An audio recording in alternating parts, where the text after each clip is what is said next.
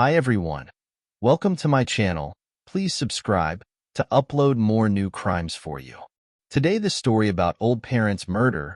It was horrible betrayal. Thanks for detective to bring the killer to justice. So let us go. In the quaint town of Springfield, where such events are unheard of, a heinous crime shattered the peace. Jerry and Jane, a couple everyone aspired to emulate, were the victims of a robbery and a murder that was meant to cover up another murder. The brutality of the act suggested that the perpetrator was either allowed in or followed the victim's home. Investigating murders like these, we always need to know who has the motive. Why would someone want to kill these people? Jerry and Jane were betrayed by someone they loved and respected. Springfield, nestled in the Ozarks of southern Missouri, is usually marked by its small-town atmosphere where everyone is humble and strangers are rare. But on May 1st, that idyllic image was shattered when police responded to an emergency call at the Terrell residence. The caller was the couple's daughter, Jessica Terrell, who was certain something terrible had happened to her parents. Upon entering, the police found the body of Jerry, a retired teacher, in the main hall. It was clear that Jerry had been shot, but no shell casings were found at the scene, suggesting he had died less than an hour before. Further investigation led us to a more gruesome scene in the basement. Jane, Jerry's wife, had been beaten to death. Her body was face down with a significant injury to the back of her head, and blood spattered on the wall indicated a violent struggle. With the double homicide of a devoted couple just days before their 30th anniversary, puzzling evidence littered the crime scene. White flakes of an unknown substance were found near the bodies. Investigators collected the strange material and sent it to the lab for analysis. No murder weapon was identified at the time, but Jerry had weapons all over the house, in drawers, on tables, and we believe the suspect used one of Jerry's own guns. The house was like organized chaos, meticulously arranged and extremely clean, yet filled with various items everywhere, resembling a museum due to the number of antiques and other collectibles gathered from the place. Jerry loved collecting commissions, old watches, antique weapons, axes, arrowheads, and military memorabilia. Most things seemed untouched, making it difficult to tell if anything was missing. Although the killer might not have taken anything during the act, they left a clue in the living area of the basement near the kitchen table. Rubber glove out of place on the floor, meters from where Jane was found. In the garage, we noticed a large safe that Jerry used to store his valuable possessions, including a substantial amount of money. There were scratch marks near the lock and paint chips on the floor beneath it, leading us to conclude that the scratches on the safe were related to the crime. The safe was a recent addition, and its undamaged state suggested that robbery might have been a motive for the crime, but the perpetrator had tried and failed to open it. All doors and windows were intact, indicating no forced entry, which meant the killer was either let in or followed the victim home. The police learned more about the background of the murdered couple from their daughter Jessica, relatives, and neighbors. Jerry and Jane were very beloved in Springfield, known for their kindness and willingness to help anyone in need. Jerry was an esteemed educator who loved bringing history to life for his students, having worked in education for years, starting as a teacher, then a principal, and finally an assistant superintendent before retiring just a few years before his death.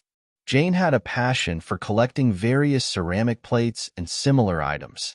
She was devoted to her brother, and during my visits, all she cared about was my comfort.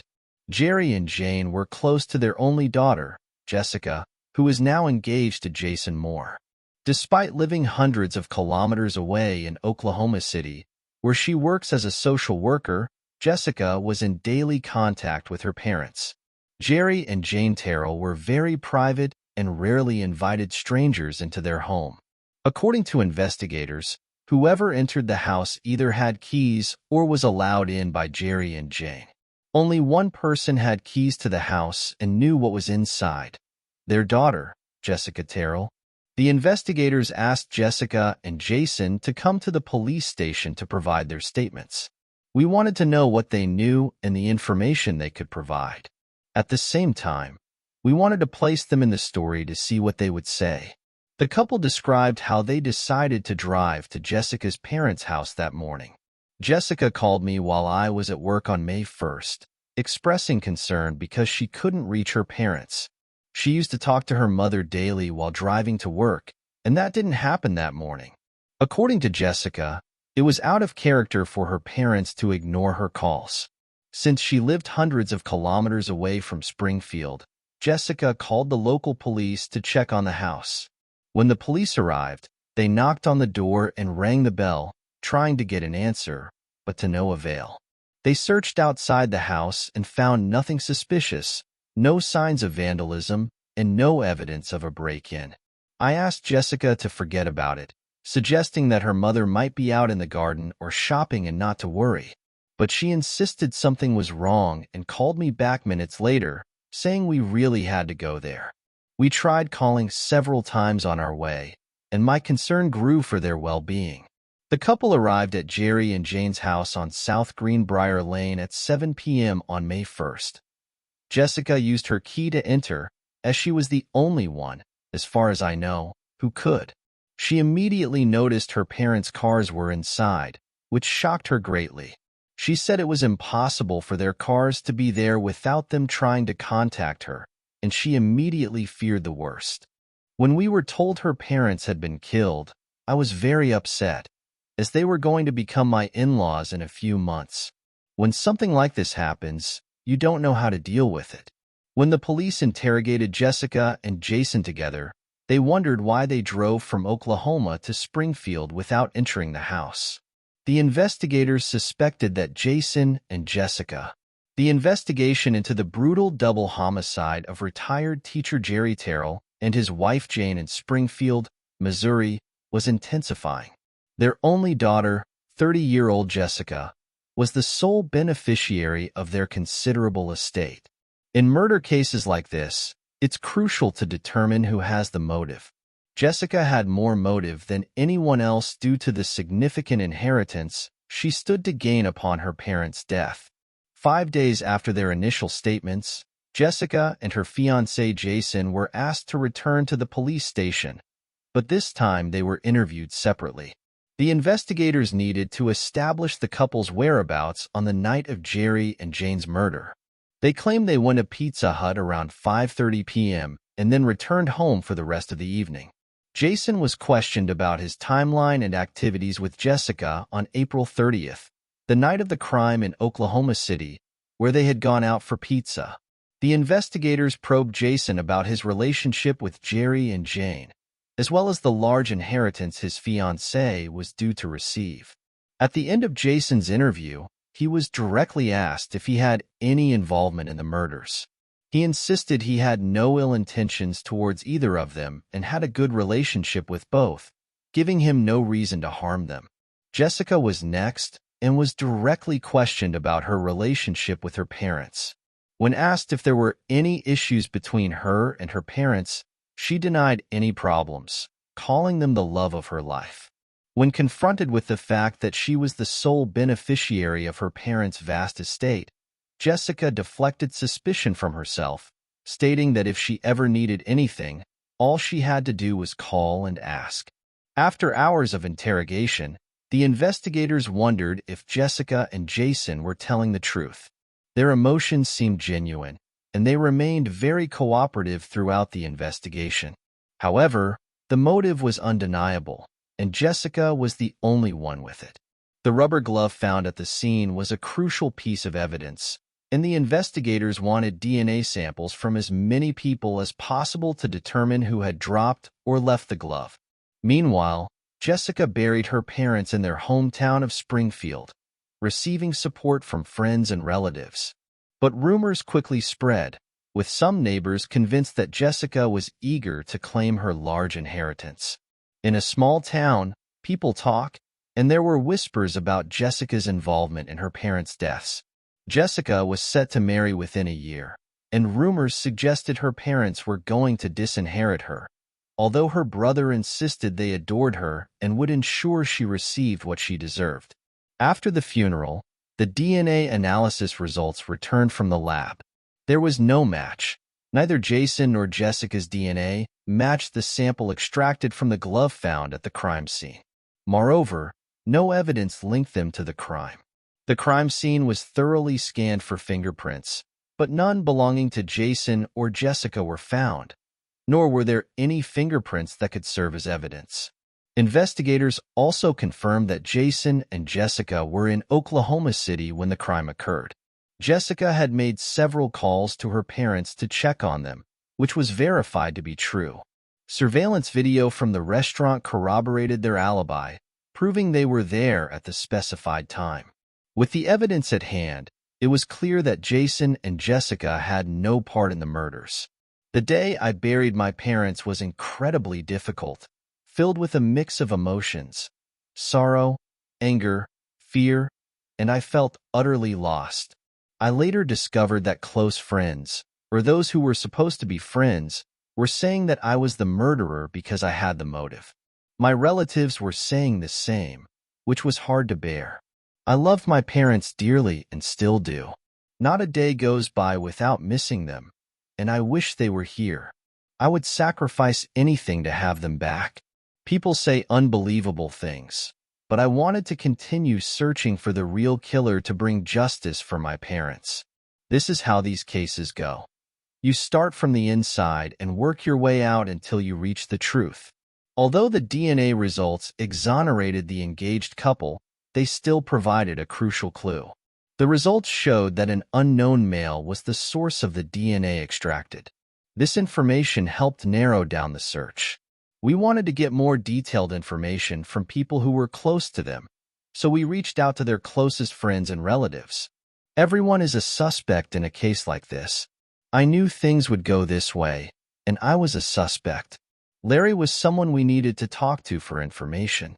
He was close to Jerry and knew detailed information about Jerry's financial situation and possessions. While discussing potential suspects with Larry and where we should look, he said he didn't know who it could be since everyone loved them, and they had no enemies. It was hard for him to suggest anyone, but during our conversation, I sensed that Larry was hiding something. The investigators asked Larry to provide a DNA sample and inquired if he knew anyone other than Jessica's brother who had access to Jerry and Jane's house. I knew who entered the house, who was hired for various jobs like gardening, computer maintenance, roofing, and who made the kitchen cabinets. 5 suspects. I knew it had to be someone my parents trusted. While some investigators followed Larry's list of suspects, others searched among Jerry's former colleagues for clues and summoned one of Jerry's closest colleagues, Mark Porter, who was the superintendent of schools when Jerry was an assistant superintendent. Known as Jerry's close friend both inside and outside of work, Porter agreed to help in any way he could. We needed to talk to Mark because he was Jerry's close friend, and we wanted to know what information he could provide. Mark said the Terrell family was modest, and he never suspected they had money because of their lifestyle. Jerry and Jane Terrell's modest lifestyle never flaunted their wealth, which was a reflection of Jerry's upbringing. He often said, "I was poor and I won't be poor again." Mark, a friend of Jerry's, informed the police about a former student of Jerry's who had contacted him for a loan just days before the crime. This student was in trouble and had mentioned that Jerry had previously lent him money, as he was known to be generous and often lent large sums to many people. The investigators in Springfield were interviewing friends and relatives, trying to solve the brutal murder of Jerry and Jane Terrell. 2 days after allowing Jessica, their daughter, and her fiancé to enter the house, I was examining the place.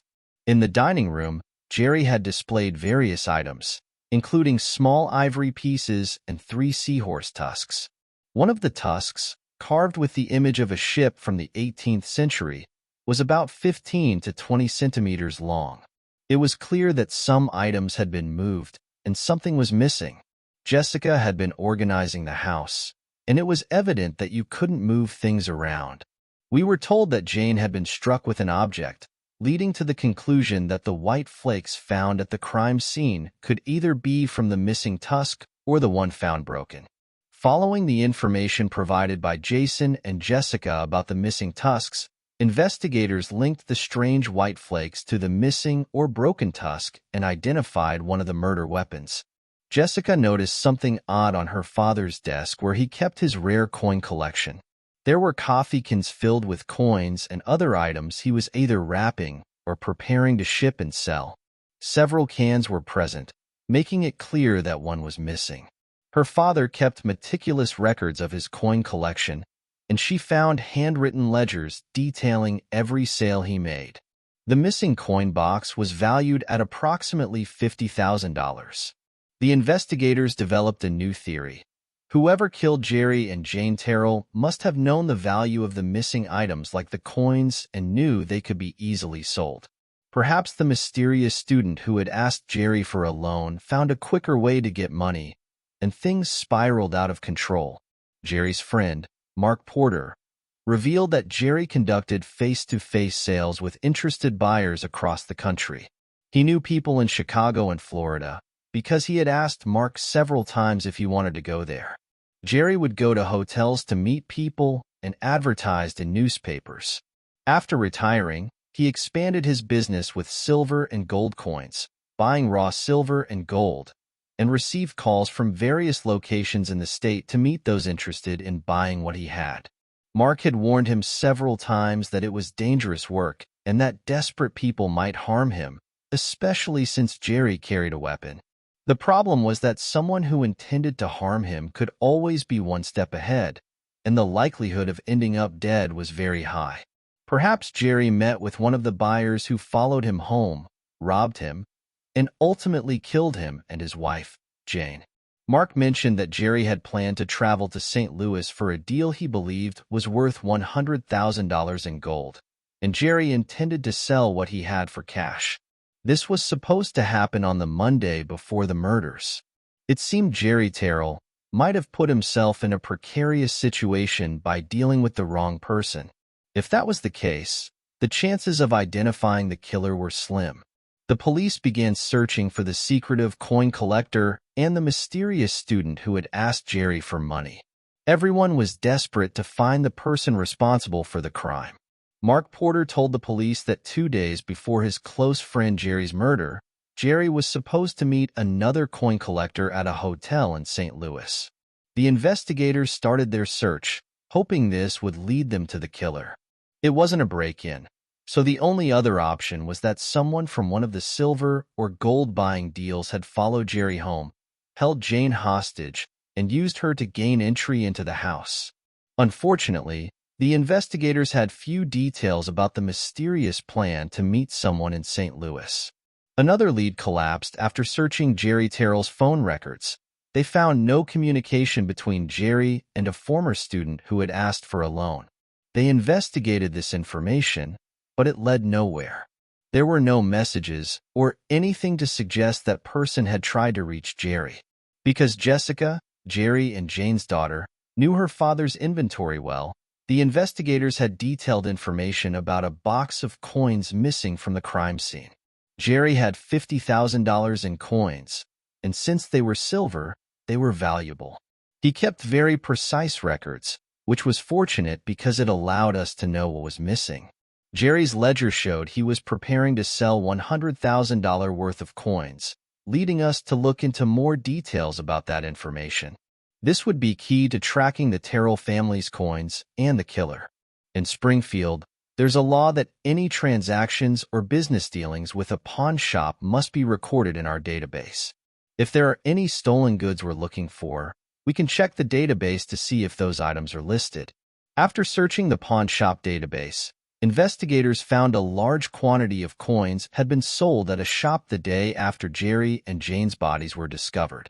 The sale receipt showed that the suspect had conducted a sale for $10,000, much less than the $50,000 reported by Jerry's daughter. However, the shop owner provided the investigators with a video of the sale. We obtained surveillance recordings from the coin shop, and upon review, we saw the person conducting the transaction. The police looked at the surveillance footage and saw the coin shop owner conducting a transaction with someone. By the end of their interview with the shop owner, The investigators knew the real value of the entire collection of coins was only $10,000 for the coins sold. And we knew at that time that more than $10,000 had been paid to the person who sold those coins there. That amount was much closer to the value of the stolen coins. Finally, they were able to look at the mysterious customer. This was the person we were looking for. I think we were all shocked. We couldn't believe it. They turned to a source that helped them in the investigation. The man who appeared in the surveillance video was close to the investigators all along. After a stolen box of rare coins led to a pawn shop in Springfield, the investigators were one step closer to catching Jerry and Jane's killer. The surveillance footage from the shop showed the customer who brought in the coins, and finally, the owner of the coin shop obtained his driver's license, which confirmed that it was indeed Mark Porter. This was shocking as he was one of Jerry's best friends and had provided information to the investigators while facing them in other directions. On the day he gave his statement, he was conducting a large coin sale and never mentioned it. It was a complete surprise and refocused our attention since he could potentially be the man we were looking for. However, Mark Porter's motive for stealing and killing Jerry wasn't immediately clear. On the surface, Mark was very successful, respected in the community, had a profitable job, and was well-liked. But according to Larry, Jerry's brother, Mark was hiding a secret life. Larry began to express his suspicions and opinions about Mark, telling me about Mark's gambling addiction and his belief that Mark was in significant financial trouble related to his gambling. One day, Mark asked to borrow $10,000, and I told him not to lend it because he would never get it back. Larry informed the investigators that given Mark's salary from the school sector and his technical work, which earned him hundreds of thousands, it was impossible for him to need this money. Larry was convinced that Mark had a double life, good at hiding it, and put himself in a difficult financial position that he couldn't afford with his second life and his real life. When the police interrogated Mark, he denied any financial difficulties. Under pressure, Mark confessed to taking the box of coins from the Terrell family's home, but since he had helped Jerry collect them many times, it was natural for him to sell them on behalf of his friend. Jerry and Mark spent a lot of time together, with Jerry bringing him into his side and trying to teach him the craft of gold and silver. Despite claiming innocence, Mark Porter refused to cooperate further. The surveillance tape was damning evidence, but not enough to prove that Mark Porter killed Jerry and Jane to get the coins. To convict him of murder, the investigators needed to link his DNA to the sample taken from the rubber glove at the crime scene. We had to find a way to get his DNA, and we had narcotics officers monitor him constantly. Finally, after 3 months of surveillance, the investigators got what they wanted. An undercover officer followed Mark Porter to an auto repair center where he was waiting for an oil change for his car. Mark was drinking from a cup, and after the oil change was completed, he left the cup behind. The investigator took the cup and immediately sent it for DNA testing. Within an hour, there was a match between the DNA extracted from the coffee cup and that from the rubber glove found in the Terrell family's home. I received a call while I was at work, saying they had a match, and I was upset and wanted them to arrest him immediately by any means possible. 2 weeks later, we followed Mark Porter to the IBM office where he worked, and as he stepped out of his car, I approached Mark Porter and informed him that he was under arrest for the murder of the Terrell family. He showed no resistance and simply said, "Okay, Mark Porter, you are under arrest for the murder of Jane and Jerry Terrell. You have the right to remain silent, and anything you say can be used against you in court. You have the right to an attorney, and if you cannot afford one, an attorney will be appointed for you. All right, let's go, and please watch your head."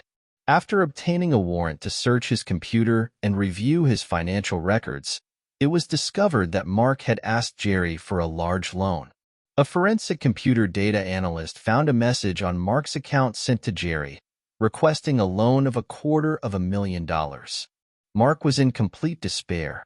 He didn't have enough money and needed more at that time. With Mark's DNA matching the rubber glove found at the crime scene, The prosecutors presented their theory of what happened on the night of the crime. One hypothesis we discussed was Mark's arrival at the Terrell family's home that night. We knew he needed money. When Mark arrived at the Terrell residence, his friend Jerry wasn't home, but Jane let him in. "Sure, come in," she might have said, as he tried to convince her to give him the loan. "You'll have to wait," she refused, or perhaps she hesitated. Mark saw Jane as an obstacle between him and the money he desperately needed and decided to kill her, making it look like a robbery. He grabbed the tusk.